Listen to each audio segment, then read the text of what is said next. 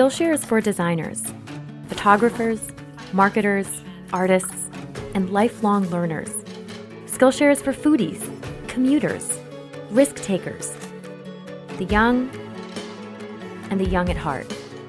It's for strategists, free spirits, purists, the bold, the curious, the characters, the makers, and the breakers.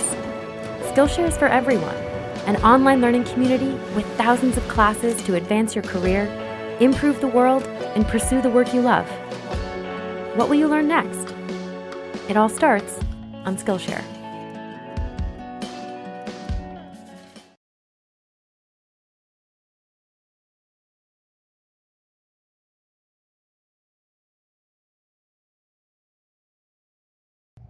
We're going to start off this discussion of the adjective by simply reminding ourselves what it is that an adjective does. An adjective modifies a noun. That is, it changes a noun. In some ways, makes it more specific, expands upon our idea of what it is, or limits it, delimits it. So, for instance, we could talk about a dog, or we could further refine the description by saying the barking dog. And then we could even further delimit our description of the dog by the vicious black barking dog. You see, so each time we add an adjective, we narrow the range of possibilities. We change or modify what we mean by the noun. Now, also note in the last example, the vicious black barking dog, you can also stack adjectives. And so you don't just have to stay with one adjective. You can have a number of different adjectives. You can't have an unlimited number, probably because the mind cannot grasp or stack an unlimited number, but you can have, a few adjectives that all modify or change our idea of what the noun is. In English, the adjective usually goes before the noun. So the red truck, the white duck, the large box, and so you see this pattern, right? The adjective goes before the noun. There are a few adjectives that don't, and we'll talk about those in a couple slides, but the adjective goes before the noun. So just as the adjective goes before the noun, it comes after a linking verb. So the truck is red, the duck appears white. You have phrases like this, and there's a number of these phrases over here. The milk has turned sour. So the adjective comes after the noun, and in this case it's called the subject complement. So it comes after the linking verb. Anyway, so just remember this. In this form, the adjective usually does not come before the linking verb, except in unusual constructions. Red is the color of my true love's hair. Okay, so I just kind of made that up. I don't know. It comes from something, but you see. So in that case, for emphasis, I placed the adjective first. But you'll notice it sounds a little bit unusual and not idiomatic or colloquial in English. There are some post-noun usages of the adjective. And so we see over here the examples that I've listed, and these are just a few. Usually these are idiomatic phrases. These are kind of fossilized and built into the language. And so we have the person responsible. I'm looking for the person responsible for this. Now note immediately that this is different from the responsible person. So I'm looking for a responsible person is more of a general situation, whereas the person responsible becomes much more specific. And in this case, we're usually referring to somebody who's responsible for something bad that happened. And we also have other phrases as well, such as code red, grand theft auto, the either the game or the name of the crime. And in this case, the auto would be the modifier. Okay. Nachos supreme. What kind of nachos? They're supreme nachos, but we call them nachos supreme. You know, the supreme would be the adjective. Notary public. What kind of notary? A public notary. Okay, but in this case we put the adjective last. Private first class. What kind of private? Well, it's a first class private, but in this case, again, the adjective form comes last. And Paradise Lost, the name of the great epic poem by John Milton. What kind of paradise? Is a lost paradise, but the adjective lost comes after the noun in this form. So these are unusual, and they are usually locked into the language in their set phrases, but just something to keep in mind. Sometimes we can have phrases or even clauses that modify a noun. Sometimes these are called adjectival phrases and clauses, though they have other forms, and we'll see. In the first one, the man in the green coat is a famous writer. In the green coat is an adjectival phrase. It's a prepositional phrase too. In the green coat. We should recognize the in as being a preposition, and it's functioning as an adjective. The whole phrase, the whole prepositional phrase, functioning as an adjective here. He grew up in a town where he was born. So the town is the noun that is being modified, and the clause where he was born. And again, we should note that that this is a clause. It's got a subject and a predicate, a subject and a verb. He is being the subject, the pronoun subject, and was born being the verb. And this again is an adjective clause modifying town. So sometimes phrases and clauses can function as adjectives in a sense, though we can also identify them as in this case, in the first case as a prepositional phrase, and in the second case as a relative clause. Okay, but sometimes their function, their alternate function is as an adjectival phrase or clause. There's a small group of adjectives that only work with linking verbs, and I have a few examples over here. The monster is alive. You see, so I can say the monster is alive, but I can't really say I saw the alive monster, right? Okay, it just doesn't work. So this is the kind of adjective that only works with linking verbs. The princess is asleep. Okay, I can say that, you see. So we have a linking verb is, in both cases, the linking verb to be. But I can't say the prince kissed the asleep princess. That doesn't work.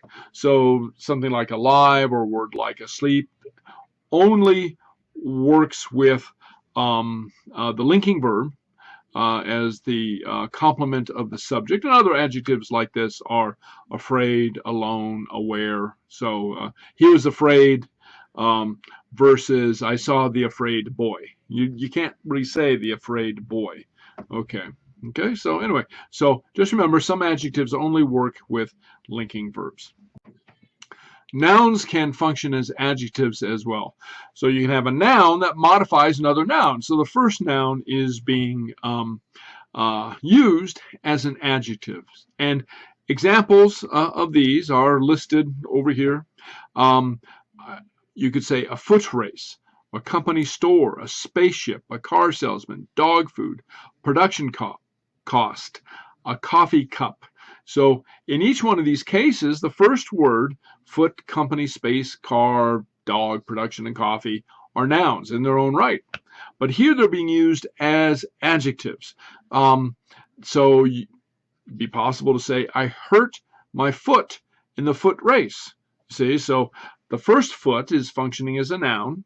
The second foot is functioning as an adjective that modifies race, that changes the race or limits the type of race, further defines what type of race was it. Was it a boat race? Was it a car race? Was it a bicycle race? And each one of those being nouns, by the way. No, it was a foot race. Okay, so anyway, just remember, nouns can sometimes work as adjectives. Verbs can sometimes serve as adjectives as well.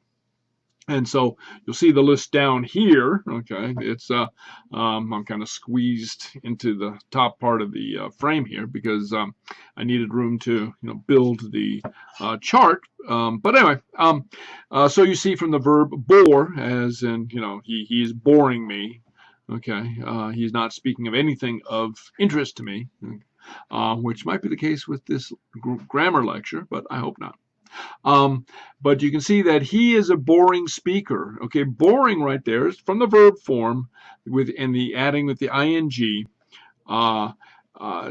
means something different from he is a bored listener. Bored.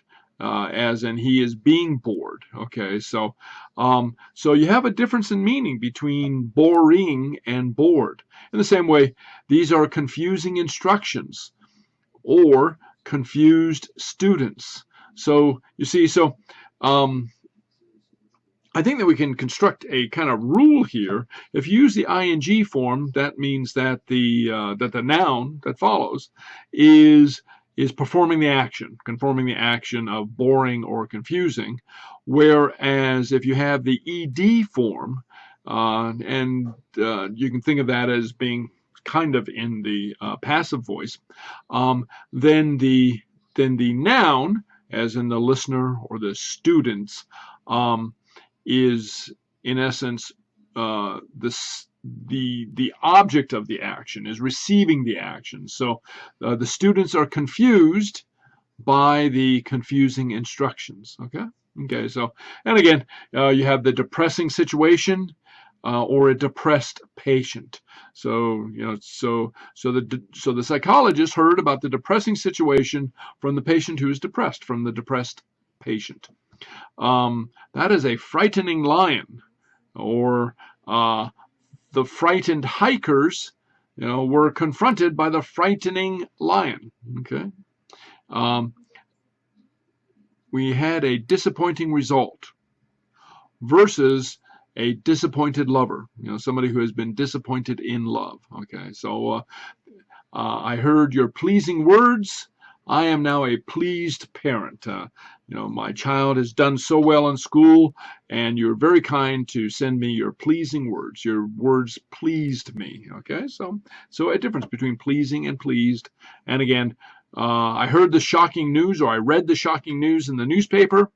If anybody knows what a newspaper is these days, maybe not. Okay, but I was a shocked reader. I was shocked to read that. Okay, so anyway, you can use verbs as adjectives, but they mean something different depending on whether you put them in the ing form or in the past participle form with the ed.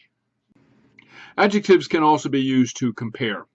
And how we divide these up is we either have two things that we're comparing, or we're comparing three or more things. And so we use slightly different forms depending. So I could say, for instance, Lord of the Rings is a better movie than Titanic. Now, please don't get mad. Please don't get mad if you don't agree with that. I'm just using this as an example. Okay, so and then you have the superlative, which compares three or more things, and we could say something like, some people say Muhammad Ali was the best boxer in the history of the sport. So best. So you notice we don't say he's the better boxer in the history of the sport, because there are many different boxers. Remember, three or more. He's the best boxer. And in the next couple slides, we'll break down the usage of the comparative and the superlative a little bit further. The comparative looks at two items, puts two items up against each other and compares them. Okay, and this form generally adds an ER. So of the two brothers, he is taller. She is smarter than her father. Johnny is faster than Tommy. Okay, so we have the ER form here. And remember, this is when we look at two items and compare and or contrast them. What we call the superlative looks at three or more items. And this form takes the EST ending. So of the seven brothers, he is the nicest. Of all the stars, Cyrus appears the brightest in the night sky.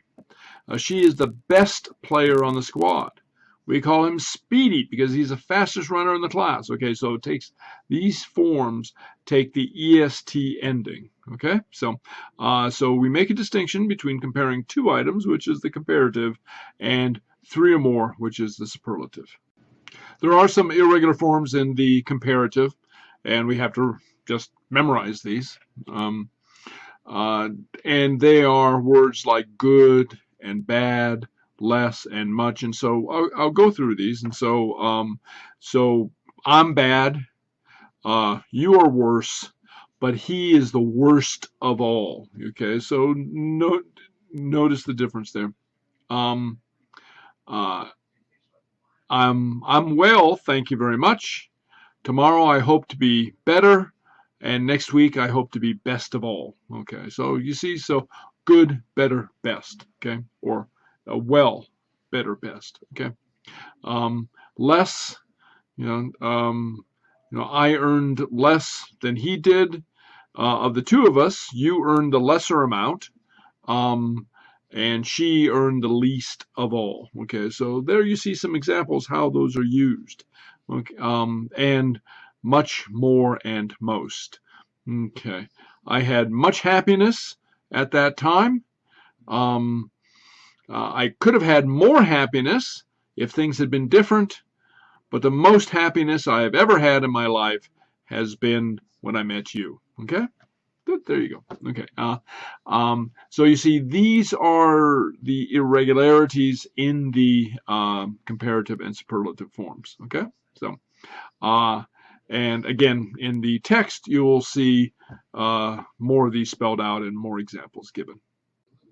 One thing to note is that the ER and EST ending are only used with single syllable adjectives. And so I cannot say he is intelligenter than his brother. I can say he is smarter than his brother, but I cannot say he is intelligenter than his brother. That doesn't work, I'm afraid. And so what we use with multiple syllable adjectives is a word such as more or less. He is less intelligent than his brother. He is more intelligent than his brother. You see, so, and another example, just one more example, capable, the word capable. He is the most capable employee I have ever had, or he is more capable than most of my employees. Okay, more capable. So I'm comparing him against somebody else. Okay, he's more, Fred Jones is more capable than Ivan Smith. Okay, so he's more capable. That's two. That's the comparative. Or the superlative, he is the most capable employee I have ever had. So remember, when you have a adjective that has more than three syllables, you do not use the EST or the ER form. You use the modifying comparatives, such as more or most, less or least.